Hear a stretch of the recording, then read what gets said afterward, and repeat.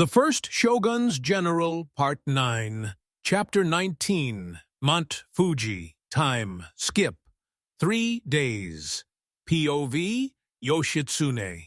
Curse you, father, I heard my eldest son shout, as he was trying, keyword trying, to stand on lava to improve his regeneration's strength and speed. Love you too, son, I yelled back, while standing perfectly on the lava, while barely containing my amusement at his predicament. Flashback. 1 day ago.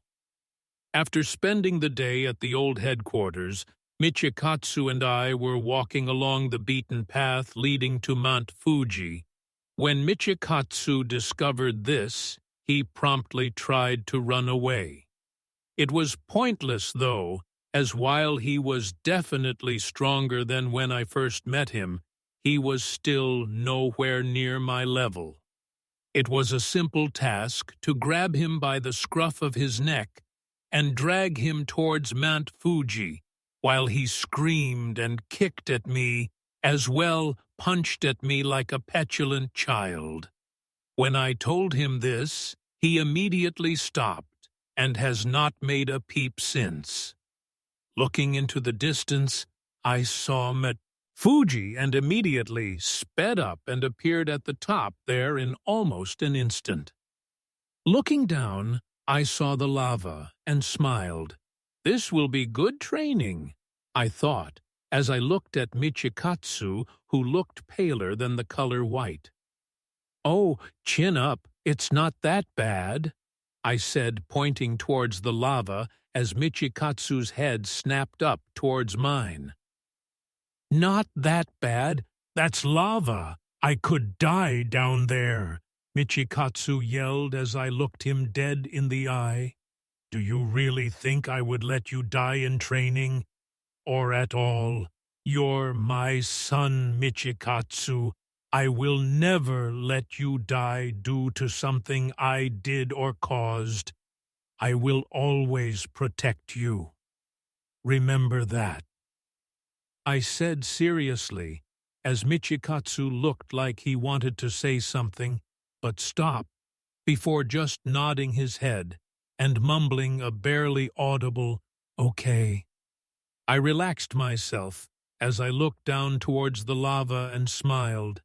Now it's time to begin training, I said as I felt Michikatsu shudder in my grasp and mumble out, "Tsukuyomi-sama, save me." Flashback. End. Being brought back from my reminiscing, I look on as Michikatsu continues to scream out curses at me. Let him curse me all he wants. Nothing I haven't heard before from Yushiro. And he was much more creative than Michikatsu in using curse words. You're doing great, I said as I look on as he has 1 foot on top of the lava. It took Yushiro an entire year before he could do that. Though after finishing my sentence, his foot caught fire very quickly, and he scampered away to safety. I sweat dropped. Yeah. You also have to not only have a fast enough regeneration, but a strong enough regeneration as well to snuff out the fire. Saying this, I saw Michikatsu glaring at me. You couldn't have told me this sooner? He shouted at the top of his lungs. You're fine, aren't you? I asked, as he once again goes on a cursing tangent about me and the training. I don't get it. What's so wrong about this training? This was how Ryuki trained, and he got the idea from father. So what's the problem? I told Michikatsu this as he stopped his cursing tangent and just stared at me for a good solid minute before I heard him mutter, Monsters, all of them. Curse you, Muzan, for inventing this torture. I laughed at his words for a good minute, before responding. Well, you've had your fun, cursing me and your grandfather out. Now get back to training. I told him as he grumbled but complied, as he walked to the lava, put one foot on, and started cursing me out once again. Well, I thought, this is going to be a long but very funny training session. As I looked on, as Michikatsu's right foot was once again on fire, and him deciding to instead cuss out Muzan instead of me. Oh yes, it's going to be a very long training indeed. Chapter 20. A New Guest Time. Skip, 1 month. POV, Yoshitsune. Well, I never expected this to happen, I said as I watched as Michikatsu somehow wrestled with a small ball of lava. The most embarrassing part, the small ball of lava is winning.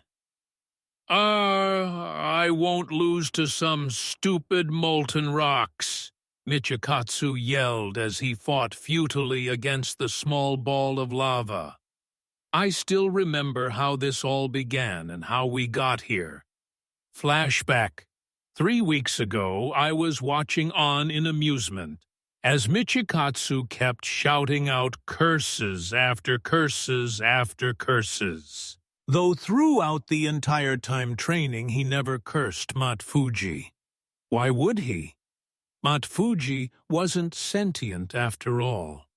Though when I watched on, as he dipped his right foot in the lava again and yelled he did it, he cursed Mafuji. Curse you, you damn mountain! Curse you, Mafuji, and curse this lava! It was honestly hilarious listening to him curse out Mafuji and watching his exaggerated hand motions while doing so. Then it happened. The lava seemed to almost still in its movement. I noticed it before Michikatsu did so. I was surprised. Why has it stilled? It's never done that before?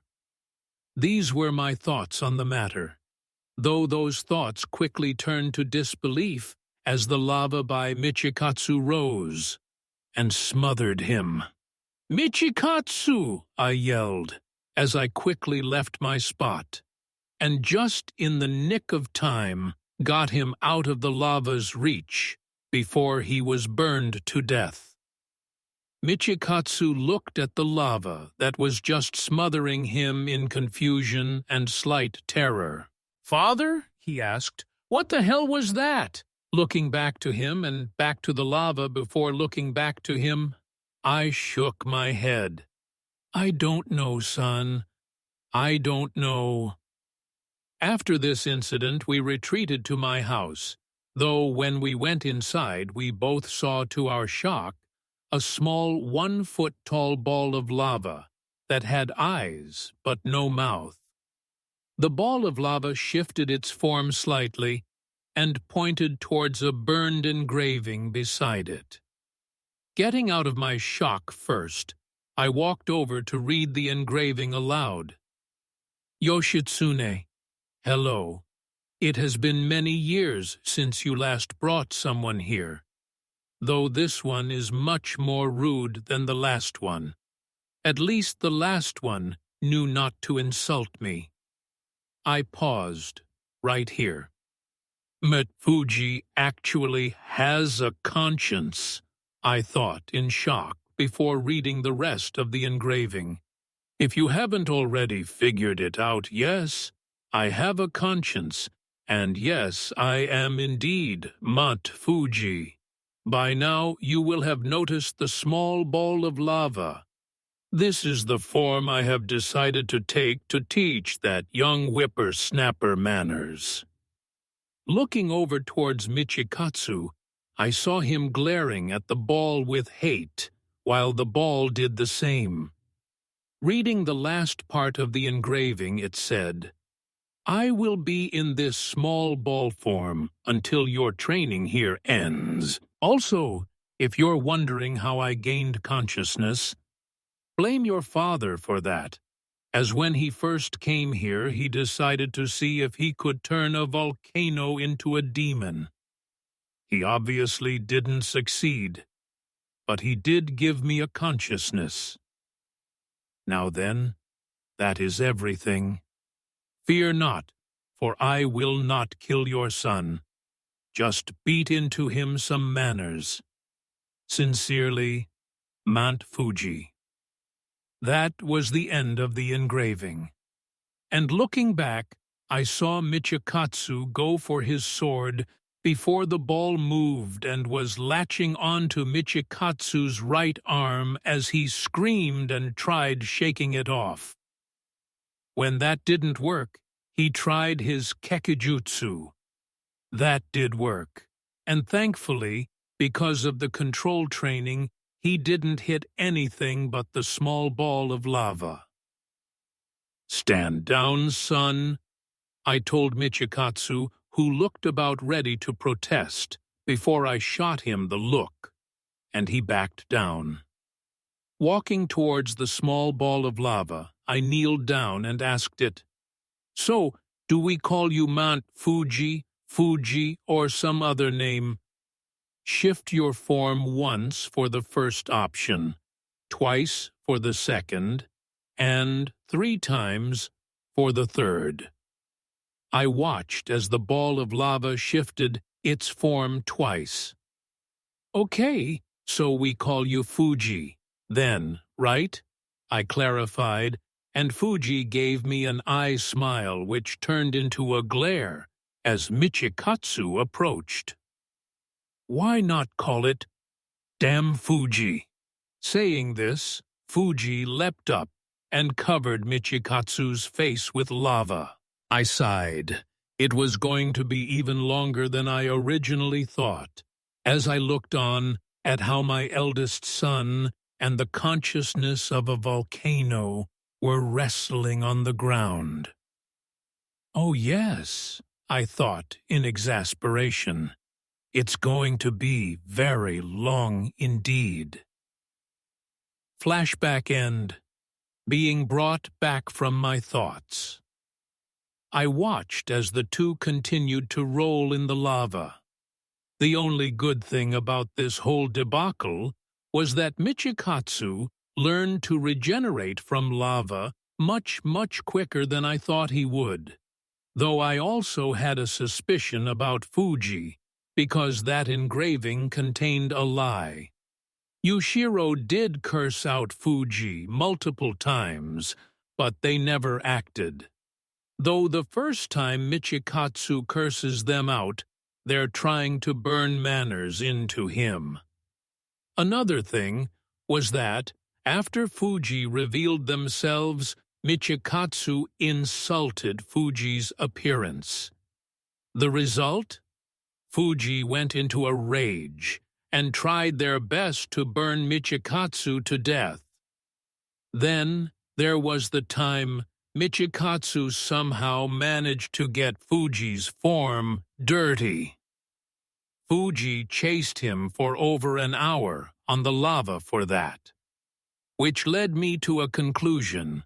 Fuji is a woman who is attracted to Michikatsu. Oh boy. I looked on as the two continued wrestling, well, more like Michikatsu trying to get out of Fuji's grip and failing spectacularly. "Damn you! Damn Fuji!"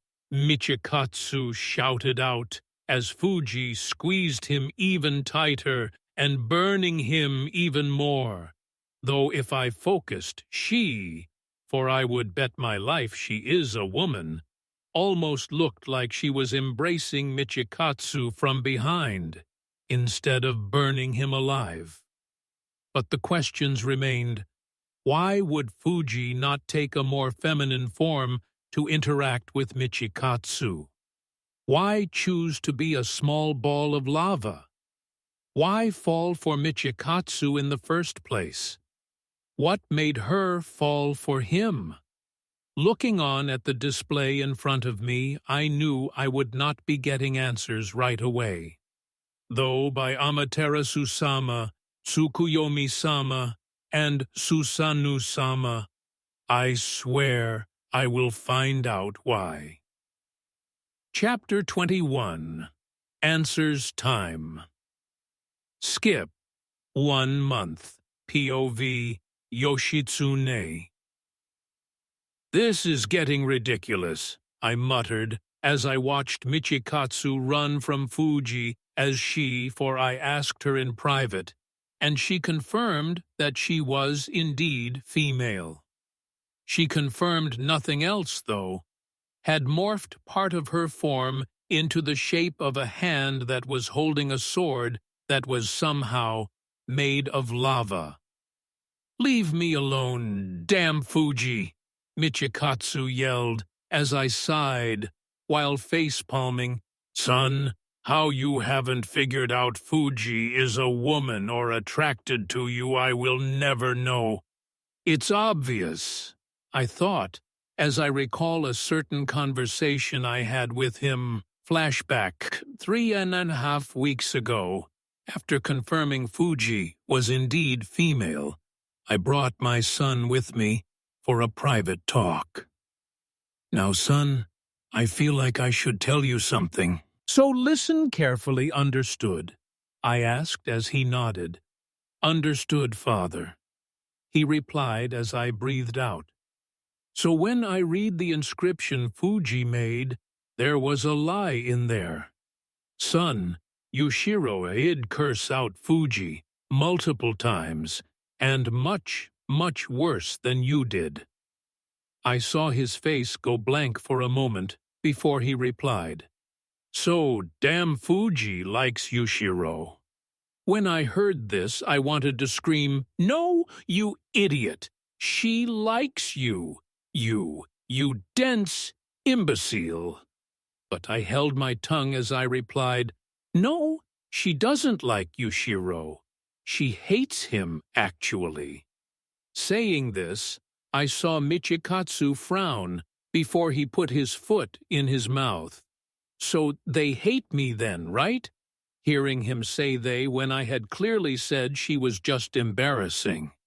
"You, son, are hopeless." I didn't elaborate any more before getting up to go back to training, as Michikatsu just blinked before following me. Flashback end. Being brought out of my thoughts by my son's, rather deserved honestly, slightly pain-filled screams. I watched on as Fuji had turned the lava sword into the shape of wood plank, and beat Michikatsu with it, as I saw Fuji slowly growing into a more humanoid figure. It was a figure of the feminine variety, and that's when I heard Fuji's first word, first sentence. "Baka, I love you. Why can't you see that? Baka, baka, baka." She yelled as she continued to beat Michikatsu further into the scorched ground. Finally, I thought, about damn time this happened. Looking on, I watched as when Fuji brought the lava plank down again and hand reached up to stop it. I blinked. Fuji made the motion of blinking as Michikatsu slowly rose from the ground looking perfectly fine. He just stared at Fuji's new form before he actually did something great. "Sorry," and then he immediately ruined it. "That you fell for someone like me." Then he left towards the house, as Fuji just stayed there in that position before she started wailing. "That mean jerk! I scream at him that I love him, and he says that? Baka, baka, baka!" I approached her slowly as I cautiously asked, "What do you see in my son anyway that would make you fall for him?" Clearly in a too emotional state to stop herself, she explained, At first, it was cause of his strength. If I'm loving anybody, they have to be strong. But then it changed to how I saw him interacting with you and being kind. His smile. She trailed off the parts of her face where her cheeks would be darkening. It was beautiful.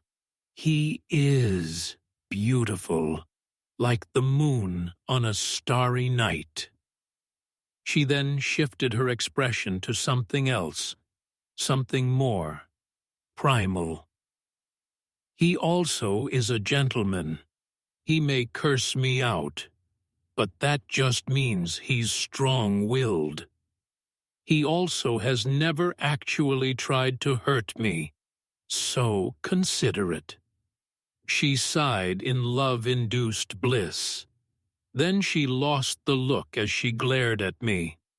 Besides, the only reason he calls me Damn Fuji is because of being frustrated and upset with your idea of training. He doesn't mean any of those words towards me at all, she declared confidently. POV, Michikatsu. You don't deserve love from another woman.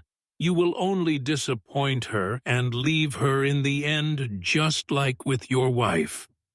A wife whose face you can't even remember. These thoughts roared in my head. Why shouldn't they? They were right, after all.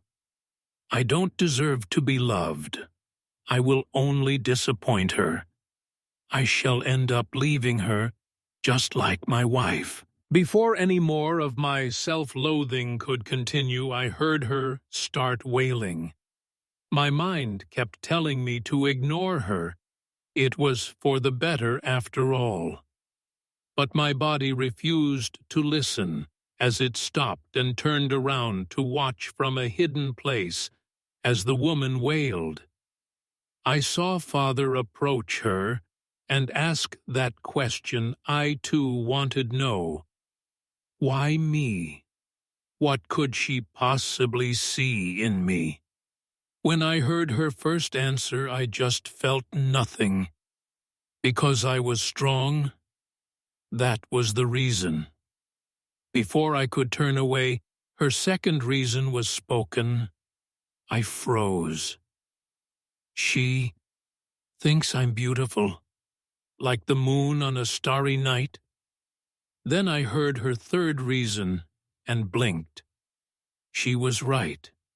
He may curse her out, but he has never actually tried to hurt her.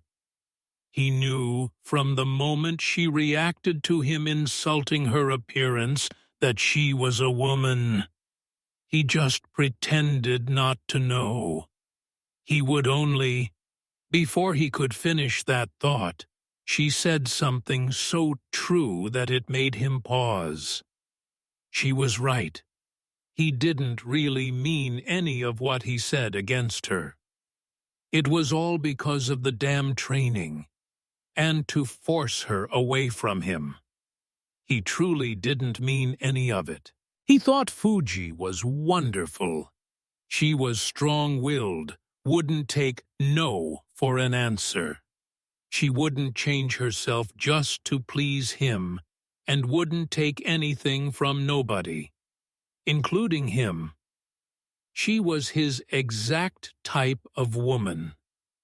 So, disregarding every single thought he had, he approached her slowly.